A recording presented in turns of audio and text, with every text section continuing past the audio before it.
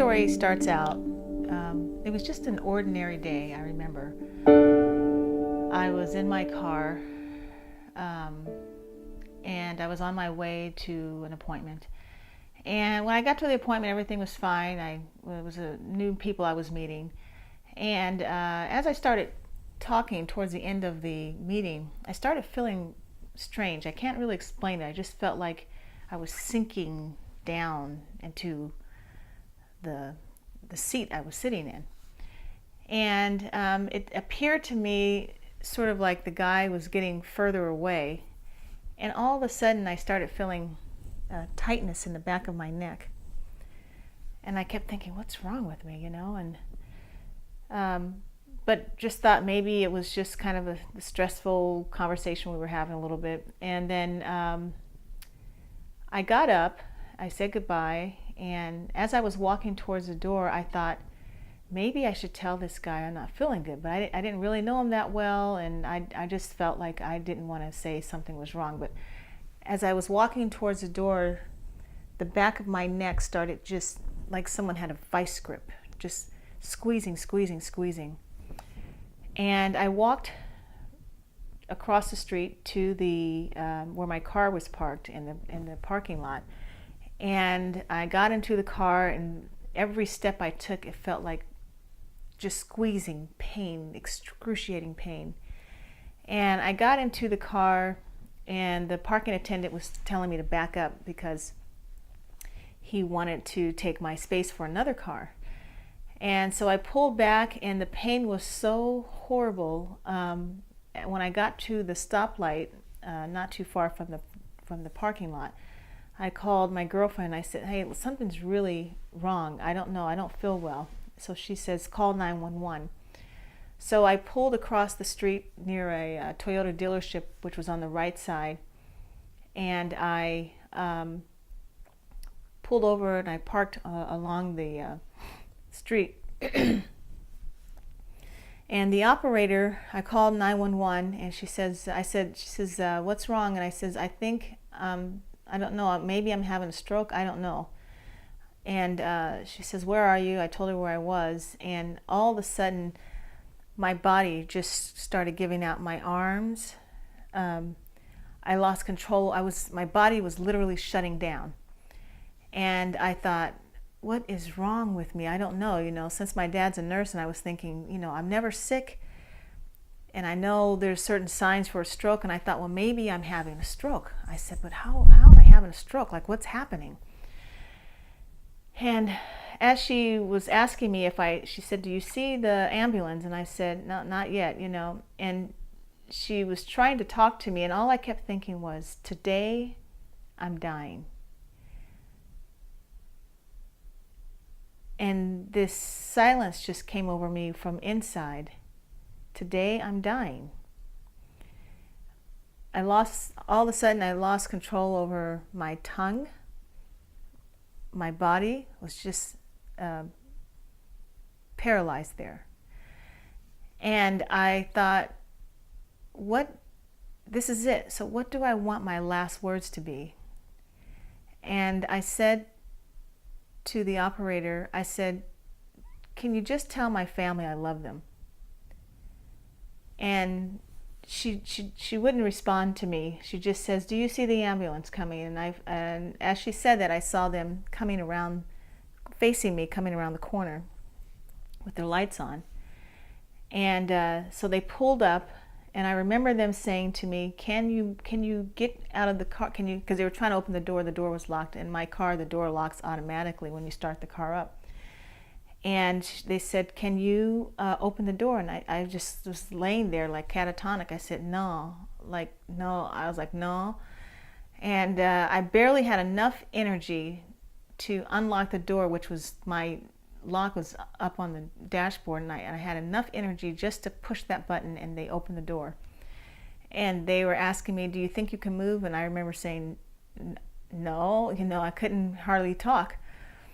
And the next thing I remember is, I don't remember them putting me into the ambulance car. What I do remember is when we got up to the ER, where you drive up for the emergency to the hospital, and this was in Culver City, I remember feeling, and I couldn't see my dad, but I knew he could see me. And he had been passed away for about 4 years. And I could feel him looking at me, like at a distance, but he could see me. And I recognized it was him. I said, "Dad, am I going to die like this?" And he said, "Nope."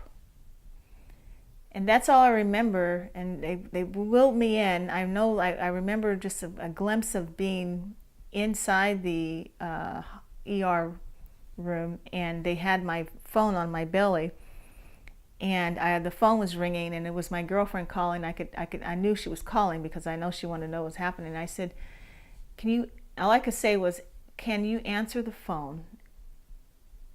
That's my girlfriend. That's all I remember. For 2 weeks I was out, but they say I was talking, and I don't remember anything for 2 weeks. I was in ER for 3 weeks. And I remember at the 2-week mark, I remember I turned my head and I could see like what I thought was a Coca-Cola bottle, and there was something red in there. And I was thinking, what could be in that? Why is that Coca-Cola? Why is there something red in the bottle? And I remember at that point that I heard the nurse say, "It's been about 2 weeks now, and today, and we really need that blood to clear up more. And it's not getting clear enough yet."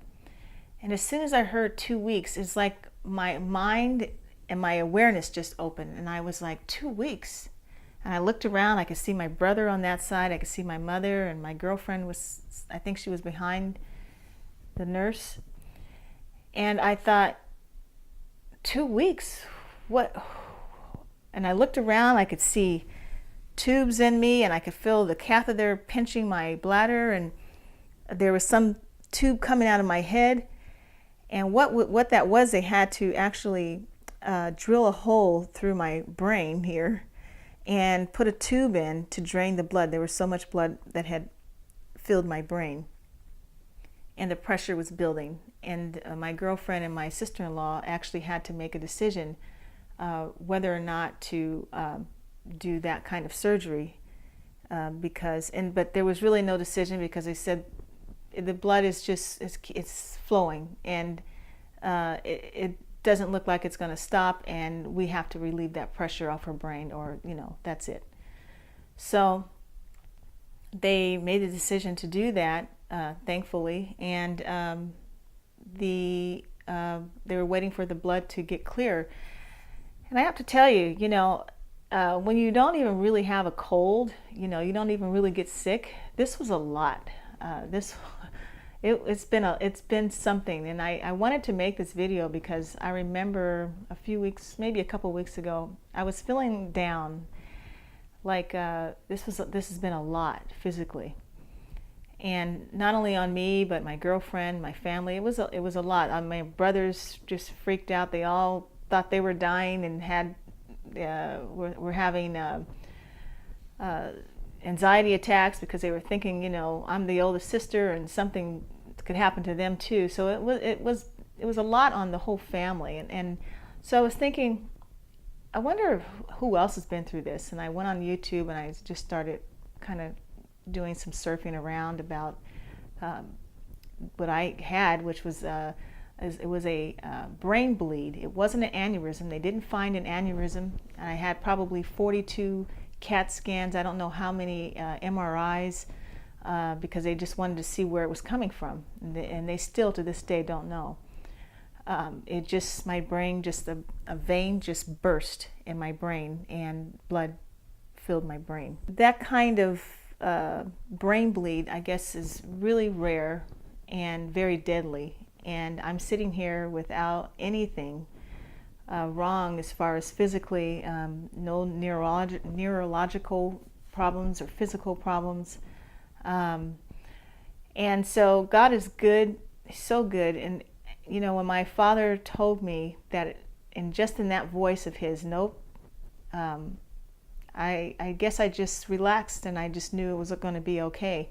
I do remember my girlfriend saying when she got to the hospital, the nurse was looking at me and saying, "Darling, you are really sick."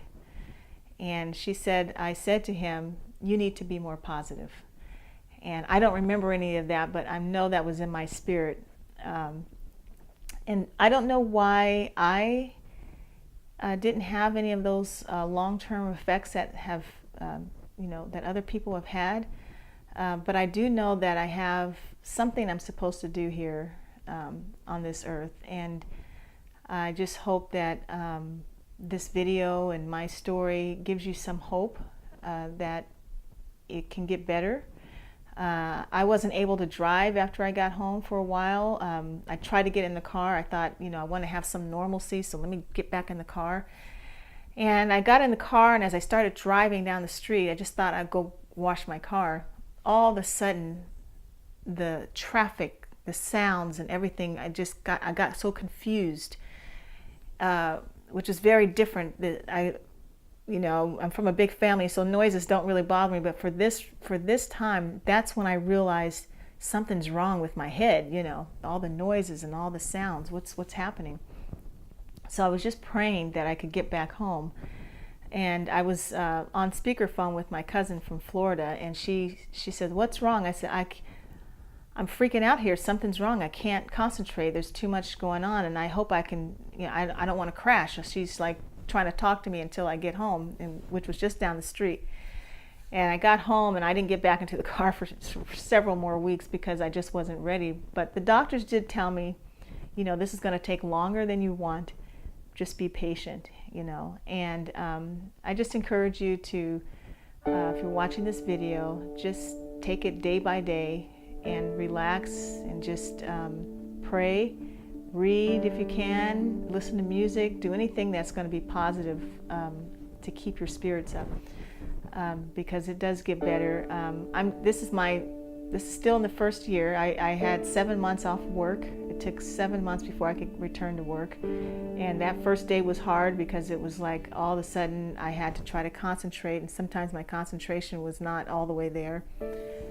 So even though they don't see any more blood in my brain or anything, there were some effects I can tell, because now if I'm in a room, sometimes when they're in a restaurant, when it's too loud, it seems too much for me.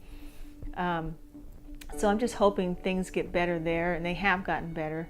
I wasn't able to walk for a little while. I had like a really bad sciatica problem, and that seems to be getting a little bit better too. But I wanted to tell my story and just let you know that God is so amazing all the time, and I don't know who this video might affect, or hopefully encourage you to just take every day, one day at a time, and it will get better. I love you, and God loves you. Thank you for listening to my story.